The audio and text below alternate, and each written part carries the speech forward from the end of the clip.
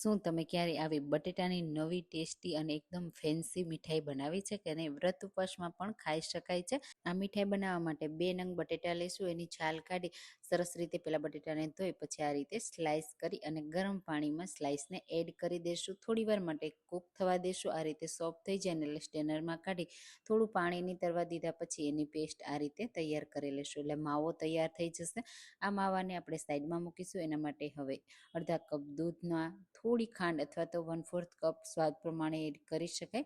Melt થાય ને ત્યાં સુધી થવા દેશું. પછી આ બટેટાનો માવો એડ કરી સારી રીતે મિક્સ કરીશું ને એટલે મિક્સર થોડું આ રીતે પતલું થશે. પછી થોડું સ્ટીમ થઈ જાય, કૂક થઈ જાય ને એટલે એમાં મિલ્ક પાવડર એડ કરી સારી રીતે મિક્સ કરી દેશું. એટલે આ રીતનું ડ્રાય થઈ જશે. આ રીતે પેનથી અલગ થવા લાગે પછી આપણે એને સેટ કરવા માટે ઓડી ઇકો બેકનું બેકિંગ પેપર લેશું, જેના લીધે મીઠાઈ છે એને પ્રોપર સેટ થશે અને બિલકુલ ચોટશે નહીં.